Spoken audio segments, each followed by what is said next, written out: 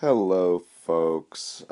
Day 3 of our exponential and logarithmic unit.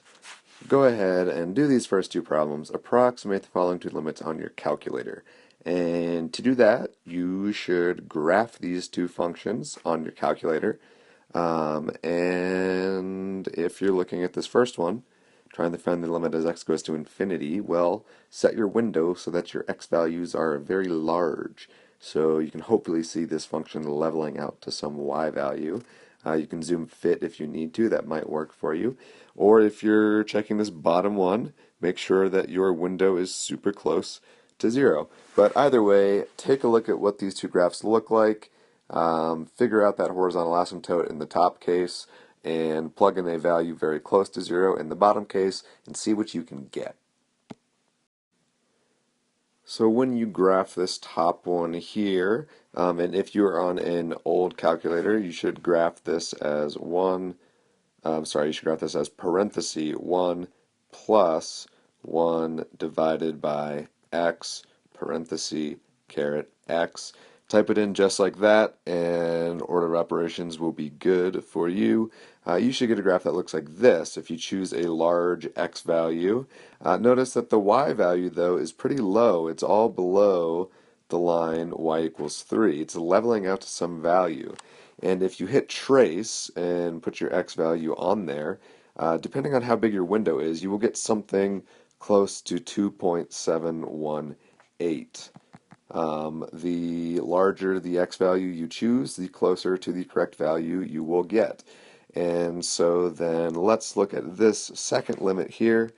Similar situation, except now we are graphing a limit looking for what happens as x gets close to 0. So we need to make our window close to 0.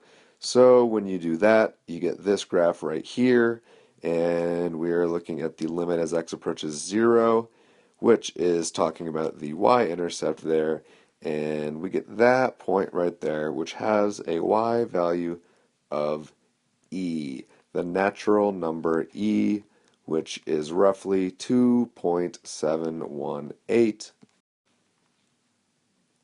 And if you were to go back to that first graph there, you would find that the y-intercept is that same value, e, roughly 2.71828.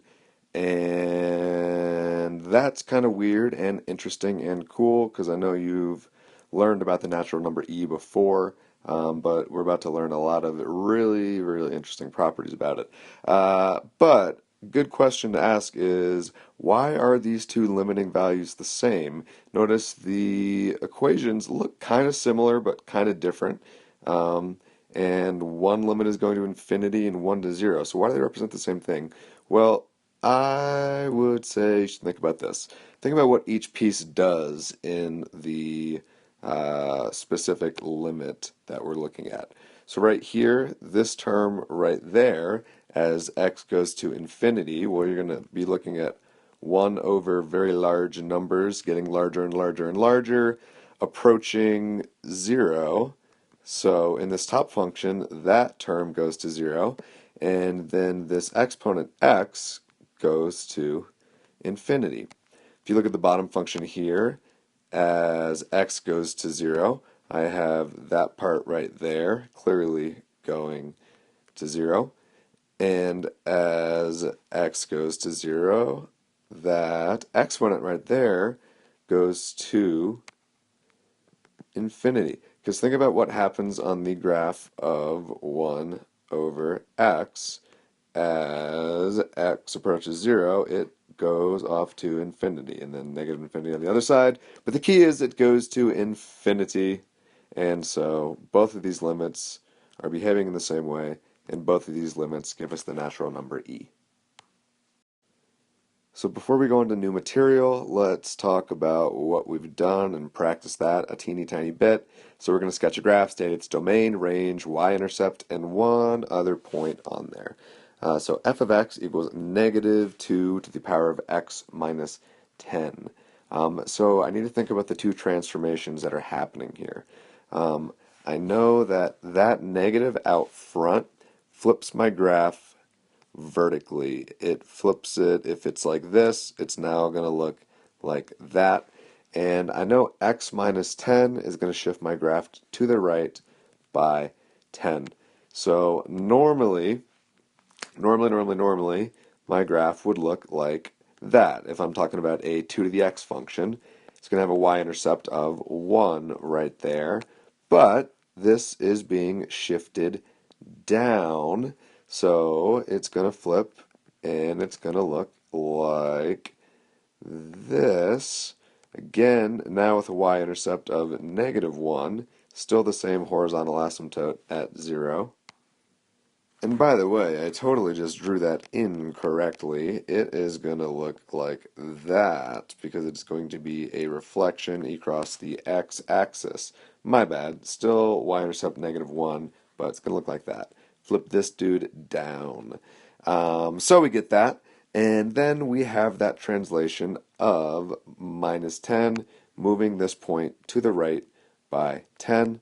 So my final graph is going to look something like this. I'm going to mark that 1 right there, and then I'm going to mark a point over here and call it 10. My horizontal asymptote is still at 0, so this graph is going to look like that. And again, it's just a series of transformations that we take piece by piece to show us our outcome. But we're not done because we want to state the domain and range of this function. Domain is going to be all real numbers. That should be the case for all these normal exponential functions because you could plug any x value you would like into a function and you will get the y value out. So domain is all real numbers, and our range is going to be let's say y is an element of the set of all real numbers such that y is less than 0. Fancy way of saying -infinity up to 0, not inclusive. And then the last thing we want to think about is how can we at least write an expression that represents the coordinates of the y-intercept? Well, we have our function up here. It looks a little messy right now. Let's clean that up. We have our function there, and we know that the y-intercept occurs when x, whoa, that's my eraser. I wanted this. It's going to occur when x is 0. And so I can plug 0 into my function to get -2 to the power of 0 minus, whoa, I can't write, minus 10 up in the exponent there. So we get -2 to the power of -10, which is, of course, -1 over 2 to the power of 10, and that's how I'm going to leave it. I don't care if you know how to multiply 2 to the 10th out or not. If you can express that, then I'm happy with that. But if you want to tell me that it's -1 over 1048, you may do so. And if you want to do that correctly, you won't say that because that's totally incorrect. You should tell me that. 1024. Whoa, mistakes. Okay, second graph. Again, let's think of these two transformations. So we've got that negative out front, which I know is going to reflect my graph down. So it's going to look like that bottom half there. So I don't know why I drew the top half. Whatever. It's going to look like that. And we have a -2 there, which is going to shift everything down 2. So I'm going to get a graph that looks like this. I'm going to go down 1, 2, and I'm going to dot in my horizontal asymptote. I'm going to go down 1 from that, and I'm going to plot the coordinates of my y-intercept, and I'm going to sketch my graph in. I know it looks like that because it's just a vertical reflection of a normal exponential function, which looks like that. Oh yeah, other stuff. So, domain, again, all real numbers. Range, I'm going to say that y is less than 2, or I could say negative infinity to negative 2 because that should have been negative right there. And something along those lines makes me happy. And we know the y-intercept has the coordinates 0, comma, negative 3. So last function here looks a little different than anything we've looked at yet, but we can reason our way through what this should look like. First off, acknowledge that we have a 1 over 5 to the x here. So remember that's going to be the same as 5 to the negative x. And remember, having the negative in front of your x like that is going to give you a horizontal reflection, so a reflection across the y-axis. So it's going to look like that instead of like that as it normally would. But we have this weird 2 out front. So what does that do to our function? Well, just it does what it does to anything when you multiply it by 2. It makes it bigger by a factor of 2. And so our y values, as they're increasing, they're now being doubled as well in addition to their exponential growth. And so how does that affect our function? Well, not so much for our sketch. The horizontal asymptote is still going to be along the line y equals 0. And now though, think about what the y-intercept is going to be. Because if you plug 0 into this function, if that becomes 0, then that is acting upon this 1/5 right there. That is not on the 2. So 1/5 to the 0 is 1. And 2 times 1 is 2. So my y-intercept now is actually up here at 2.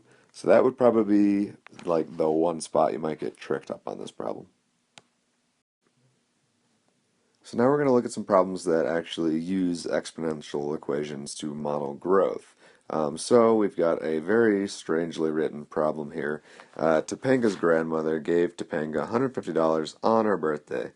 And to encourage Topanga to save her money, her mother offered her a deal. She said, "Hey, Topanga, guess what? If you put that money that your grandmother gave you in a piggy bank, I will, at the end of each year, add an additional 12% to whatever is currently in the piggy bank at the end of the year. AKA, I will compound the money in your piggy bank and give you interest on it." And so the question is, how much money will she have after 1 year, after 2 years, and after 3 years? So let's think about what we know. We know that she is starting with $150, and we know that she will be getting 12% interest each year, which as a decimal is going to be 0.12, that is 12%. And so we know that, and we know that, and we're wondering how much will she have after 1 year? Well, after 1 year, she will have it's always going to follow this pattern. The amount she has after t years is always going to equal the amount she has, or let's say the amount she had, plus the amount she had, plus the interest earned. And the interest earned is going to be the amount she has times the interest rate. And so from this general structure, we can figure a bunch of stuff out. So let's say then for 1 year, we're going to have, if we use this little formula we came up with, we're going to have at 0 years, we will have $150. At the end of that first year, we will then have $150 plus $150 times 0.12, which I can simplify slightly and factor as 150 times 1 plus 0.12. And ask yourself, what did I just do? Well, I just factored out a 150 from each of those two terms. They both had it, and so I factored it out as a common factor. And 150 times 1 is 150, and 150 times 0.12 is 150 times 0.12. So nothing illegal there. Everything looks good so far. And so let's take this train a little bit farther. So I'm feeling lazy right now and I don't want to calculate that number because I would have to press some buttons. So I'm going to move on and continue along this algebraically. So let's think about what then she will have at the end of 2 years. Well, at the end of 2 years, she will have the amount she had after 1 year, which was 150 times 1 plus 0.12. Notice I am taking the value after that first compounding. So I'm taking that value, the amount I have in there at the end of year 2, and I need to add to that the amount I had in there at the end of year 2 times the interest. So I need to add to that 150 times 1 plus 0.12, and I need to multiply that by 0.12. And now notice again something interesting is happening where we have that factor 150 times 1 plus 0.12 in both of our terms here. And so we can factor it out and we can say that we have 150 times 1 plus 0.12 times 1 plus 0.12. And again, if I took this whole expression there and multiplied it by 1, I would get that first bit. And if I took that whole expression and multiplied it by 0.12, I would get that second bit right there. So again, totally legal algebraic moves. And so I now can rewrite this as 150 times 1 plus 0.12 to the power of 2. And do you recognize what is about to happen? I'm not going to take it any farther. You should, but notice that this would then be 150 times 1 plus 0.12 to the power of 3. And that pattern is going to continue on and on and on. So if we wanted to write a general formula, it would be, for this situation, 150 times 1 plus 0.12 to the power of t, t being the number of years. And if we want to think about this more generally, we can think about it in terms of this. The amount of money you have after 2 years is going to equal the principal investment, which is your starting quantity. In our case, that was $150, times 1 plus the yearly interest rate, which in our case was 0.12. Raise that to the power of t, the number of years. And if you're entering this into your calculator, you could certainly simplify it and write it as 150 times 1.12 to the power of t. So now we need to think about the question that, I don't know where that sentence went. Now we need to think about this. So we were looking at what would happen if Topanka's mother was compounding that money yearly. And again, compounding means just adding the interest at the end of the time period and then calculating the next interest based off of that new higher number. So the question is, what would happen if maybe we didn't look at her mother compounding the interest yearly? What if we looked at her mother compounding the interest each month?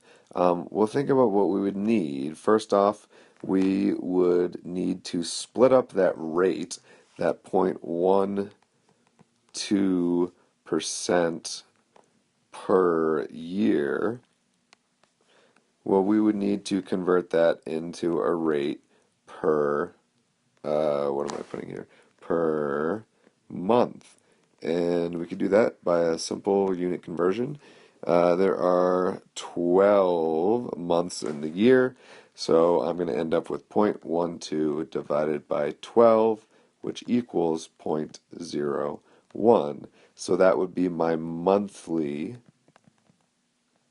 rate. And so I'm going to use the same general formula here, except now think about the fact that we are compounding every single month, and this is going to be over 3 years. So if there are 12 months in a year, let's go months per year, and I multiply that by 3 years, cancel, cancel, I will get 36 months. And so now I can use my equation and write the formula A of 3 years, which is 36 months, is equal to my principal investment, which is 150, times 1 plus 0.01 to the power of 36. And now I'm going to actually run these numbers because I want to look at how these values change depending on the number of compoundings. So if you run the numbers, you should get for that previous answer for 3 years, you should end up with $210.73. Notice that the decimal place was 9, except they're a bank and they would never give that to you. They're going to keep that 9/10 of a cent. So you get that number if you compound yearly. If you compound monthly, however, 214 and 61 cents. So notice by increasing the number of compoundings, the amount of money we have went up by almost $4 just by compounding monthly instead of yearly. So let's now think about if we can generalize what's going on here. So we had the equation A of t equals our principal investment times 1 plus our rate, all of that raised to the power of t. And then we said, well, if we're going to have n compoundings, then we're going to need to divide that yearly rate up into n pieces to split out evenly.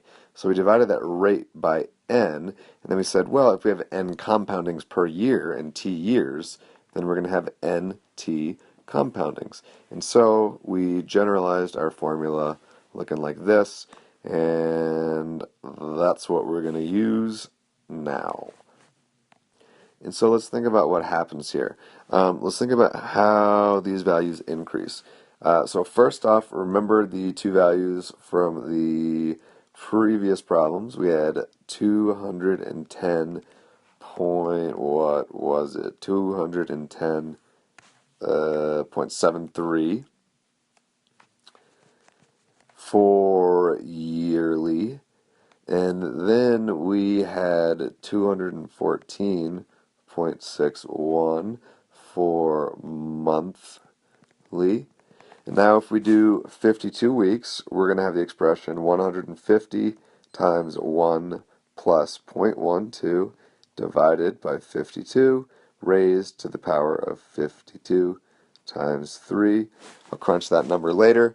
If we were compounding daily, we'd get 150 times 1 plus 0.12 over 52 raised, no, I'm doing the same problem apparently, 0.12 divided by 365, all raised to 365 times 3, and then this last one would be 150 times 1 plus 0.12 divided by, oh my gosh, what number is this? 31,556,900, all raised to the power of 31,556,900 times 3. And let's crunch these numbers. And then this last value here will give you pretty much dead at 215. Depending on the calculator, you might get 214.99. But look at the pattern here of these numbers as they increase, as we increase the number of compoundings. When we went from yearly, so 3 times when we went from that up to monthly, so 36 times, we increased the amount by $4. And then the next time when we went up to every single week, we went up not all that much from the monthly. And then the daily was not that significantly greater than the weekly was, only 7 cents. And then only about 2 cents when we went up to compounding every second, which begs the question, what's happening? It seems like the amount that we increase is kind of like leveling off. And it makes me wonder, with that slowing rate of increase, it makes me wonder if this is leveling off to some specific value somehow. And the answer is yes, it is. So let's think about this. Um, Remember the other day we were talking about how a lot of times we want to show some sort of equivalence in math, and so using algebraic manipulations can be a good way to accomplish that goal. We're going to do that here. We're going to make a substitution. So let's make a substitution here. Let's call some unknown value m, some variable m. Let's say that m is equal to the number of compoundings divided by the rate. And we can say that because n and r are both parts of this function. We're not introducing anything new. We're just going to rewrite some stuff. So let's then look at what happens to our equation here. We will get a of t equals our principal times 1 plus now let's think about how we're going to rewrite this.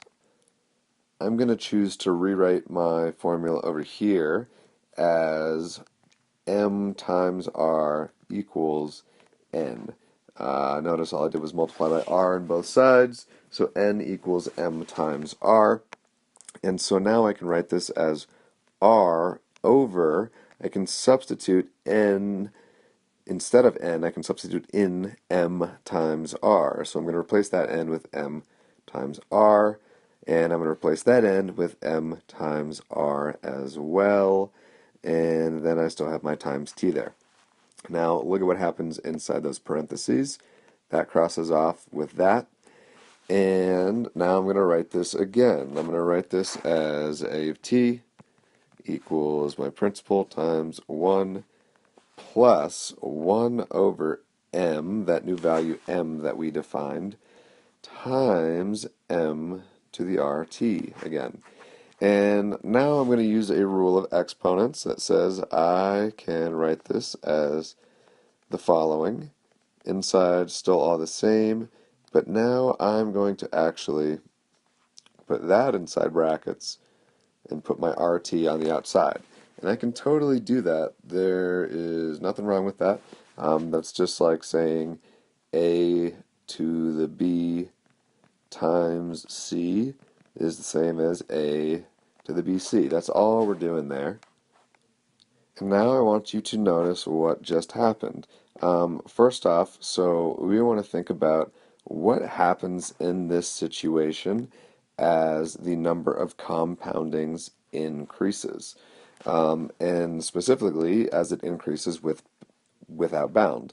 So we're saying n being the number of compoundings, what happens to this function as the limit as n goes to infinity of this function? So to answer that question, I want you to think about then what happens to m. Well, we have this expression here, m equals n divided by r, and r, your rate, is going to be a constant.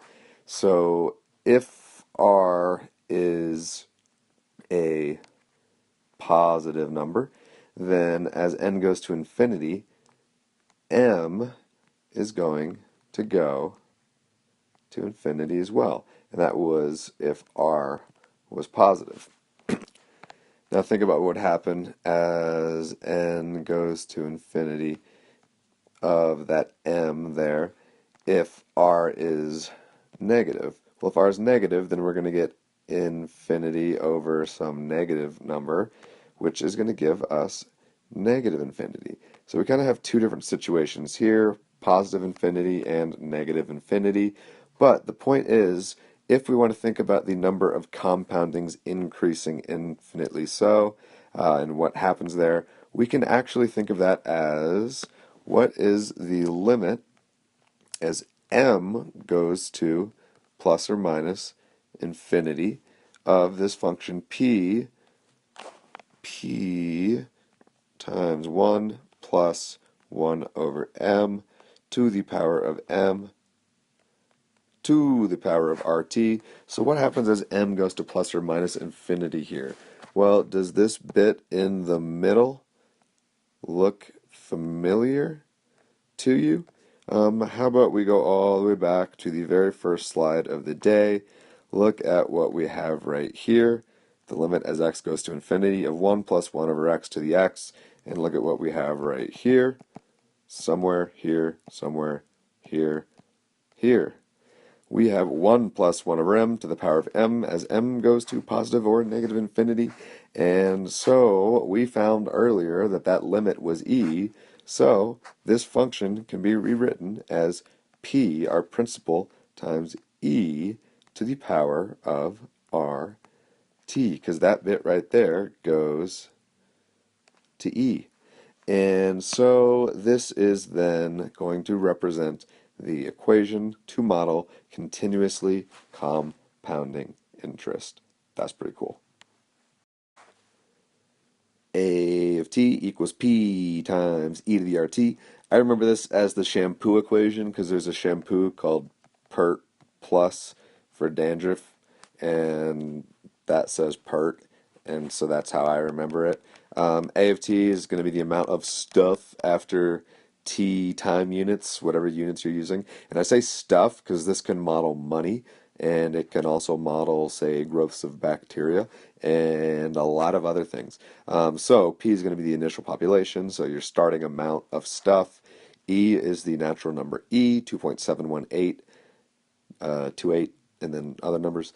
And then R is your interest rate or your rate of growth or your rate of decay, however, whatever makes sense in the context of the problem. And T is your time. You learned this last year with Lair as the Poked equation, where P, your population at time t, is going to be equal to the initial population, P naught, times E, the natural number, to the power of K, which is your rate of growth or decay, times time. So recognize it's the same exact equation, just two different ways of saying the same exact thing. Use whatever you are more comfortable with.